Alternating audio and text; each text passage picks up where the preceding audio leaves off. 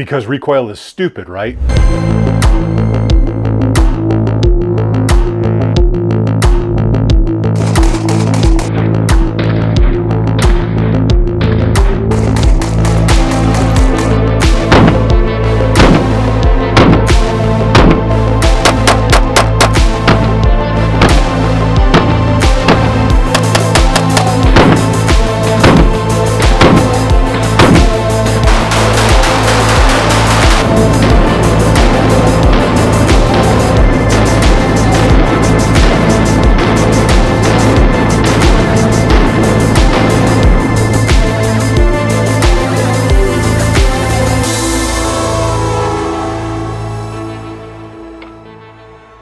All right, so it seems to be that we have just about endless options when it comes to pistols these days.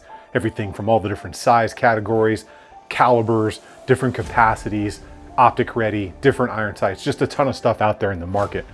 But the past several months, maybe 2 years, I've been focusing on like maximizing the package, which has led me to a couple of different things. I built that ultimate duty Glock with all the radiant parts and the SLR magwell, all the good stuff that went into that.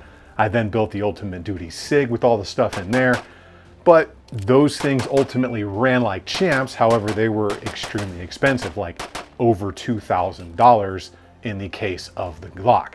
That also led me down the road of how to maximize the smallest, most carryable package, but yet still perform almost like a full-size pistol reliably and give you kind of everything in one, whether it was extra capacity, optic ready, compensated slide, ported barrels, whatever it was. I tried to build some of those packages as well, which led me to build a pretty cool Sig, led me to build a pretty cool Glock 43, and led me to a bunch of other parts. But it seems to be that some manufacturers have caught on over the past several years and are offering us more of what we actually want out there in the market, like compensators, better sights out of the box, higher capacity out of like micro and extremely carryable packages. And we're gonna go over 3 of those examples today. Now, this is by no means an exhaustive list of everything that is out there in the market, because even though I'm gonna say that right now, somebody in the comments has already typed, well, what about this one or that one? I don't have every pistol in the market. I've gotten to fire most quality pistols out there in the market these days at events or shows or on the range or from rentals or whatever, from testing things here on YouTube. But these I think are 3 of probably the more common ones that a lot of people are into out there in the market.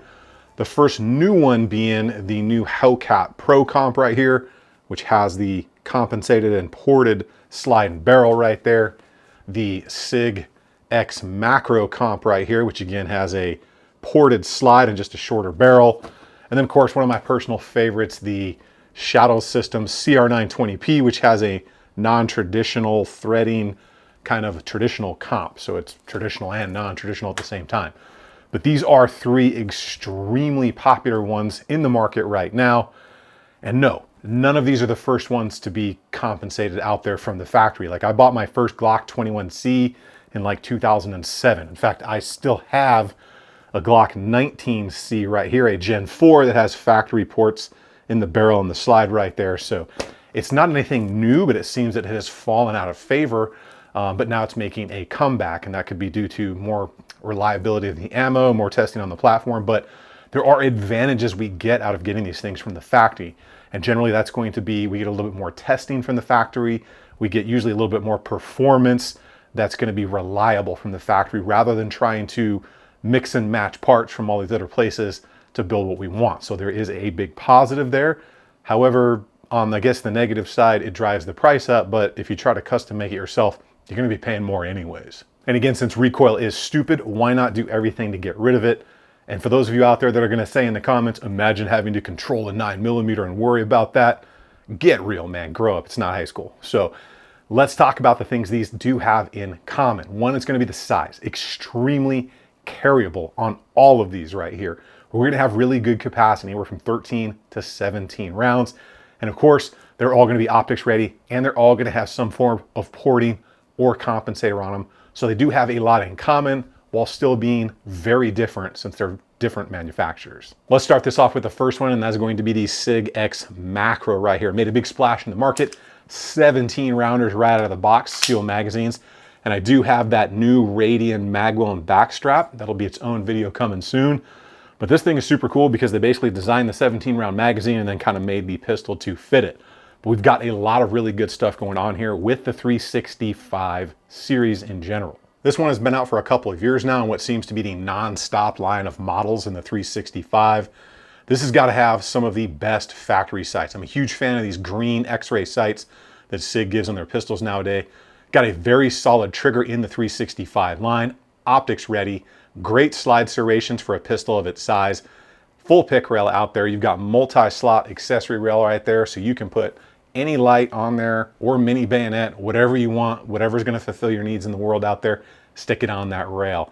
And of course, that compensated slide. So the barrel in here is the shorter version on like the 365, and then the slide is ported, therefore giving you kind of an integrally comped or ported design in there, whatever you want to call it.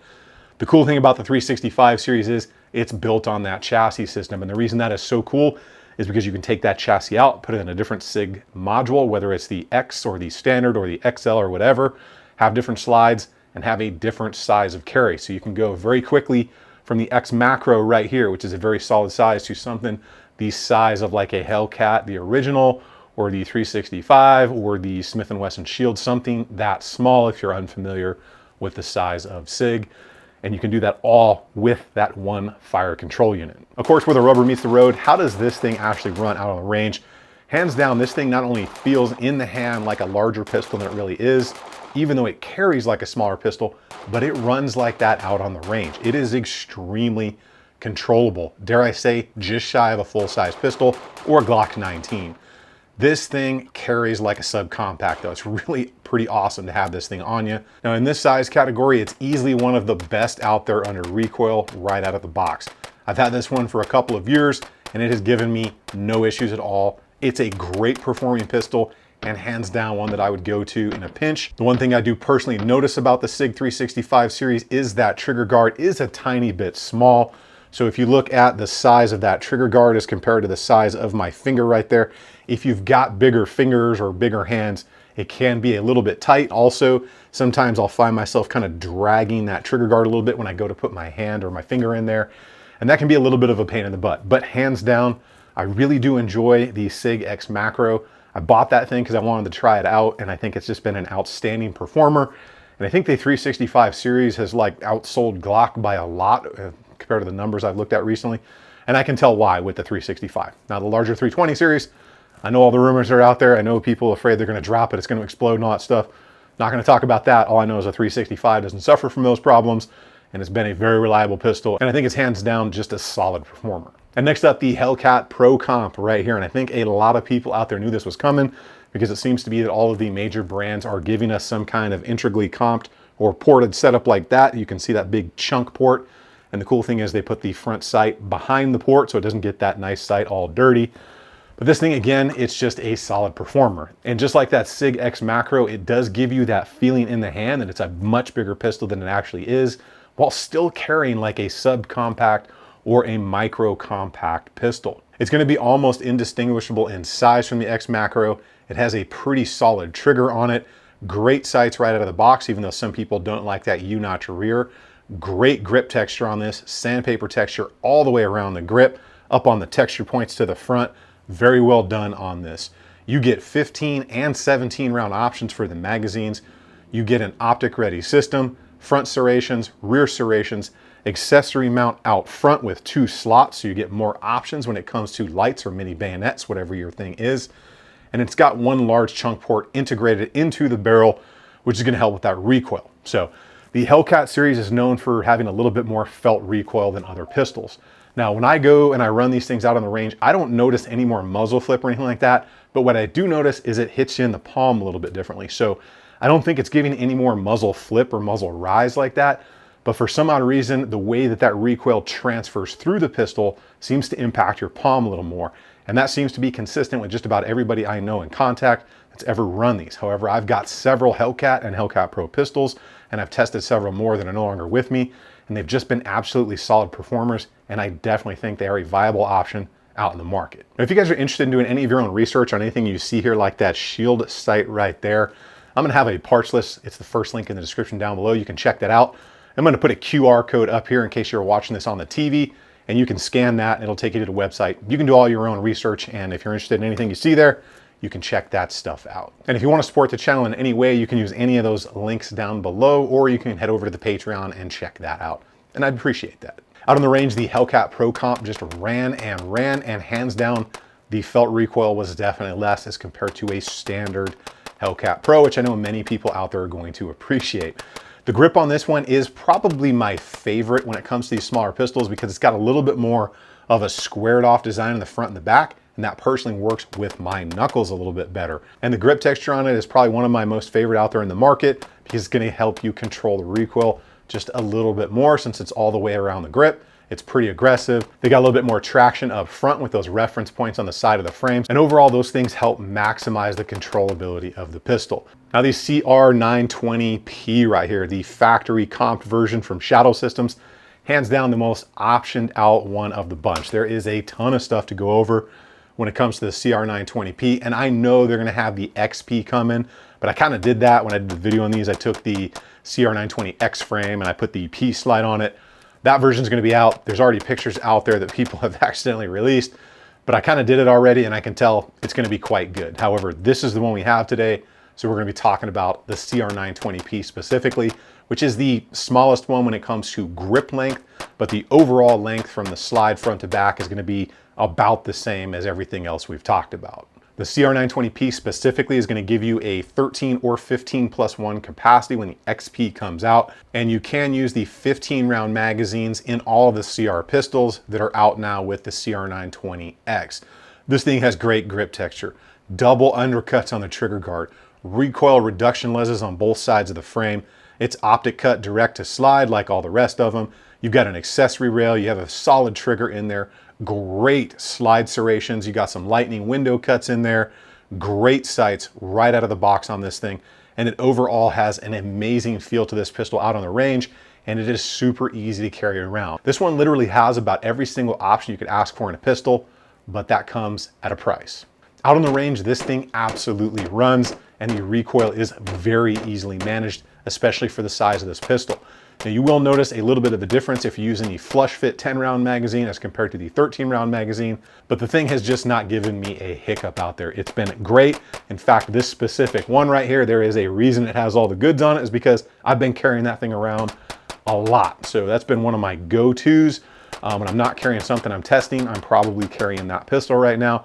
A lot of people out there have seen me out in public and I've said, yes, that's the one I'm carrying. I've showed it to a few people out there when it was a safe environment to let them know that that's actually what is on me, because they thought it was super cool. It actually carried something that I went over in a video. Out on the range, the CR920P is just a little monster. It performs like a much larger pistol, giving you that feel that it is much larger, yet still carries like a subcompact, weighs like a subcompact, small like a subcompact, but giving you literally every option you could go for in a pistol. Far reduced reduction in recoil with that factory compensator on there, to the point where I think if they did it any more aggressive, it would probably be too much. And what I mean by too much is if you get too aggressive with the compensator reporting, it won't run some ammos like 115 grain. So the fact that they've taken this right to that edge while still being reliable is definitely pretty cool. And that goes for pretty much all of these pistols. Now between them, are there any standouts? Yes. The Xmacro, hands down on the range, to me, feels like the best recoiling one of the group. It's a combination of the size of the pistol, the size of the grip, and the way that it actually recoils. For me personally, I feel that it has the least amount of felt recoil. I think it could be improved. I would like to see a little bit more grip texture on there, maybe the slide serrations be a little bit deeper, little things like that, but ultimately the thing hands down is a performer. However, the Hellcat Pro Comp has the best feeling grip and grip texture in my opinion, which does help you out on the range. And that Shadow Systems, like I said, just has every single option you could ask for out of the box in a manufacturer's pistol. I guess that means they all kind of stand out in their own way and they've all been very reliable, but there is inevitably one that's going to kind of speak to you when you get it in the hand or run it on the range. Let's get to those prices, because oftentimes that's a determining factor. So for the Xmacro Pro Comp right here, standard, it's going to be about 800 bucks. Some people have said they've gotten them for 750. I've seen them for 850. I've seen them for 800. I've seen them for 750, but it seems to be the median is right around 800. When it comes to the Hellcat Pro Comp, I think it's probably the best value. I think the MSRP is $699, which means you're probably going to see it cheaper out there in the market. And then the one with everything that I said comes at a price right here, you're looking about 850 bucks for that one. But again, you're not going to do anything to that thing. It pretty much comes with everything you could possibly want. So that is really solid. But there is a disparity in price there. Hellcat Pro, XMacro, Shadow systems in that order when it comes to the price point. So again, another video that brings you nothing but hard choices out of the market, because remember, recoil is stupid and we should be demanding more and more from manufacturers, especially for our hard-earned money. Make sure you get subbed up to the channel. Keep doing it on the range. Remember, if you stay ready, you ain't got to get ready. I will see you all on the next one.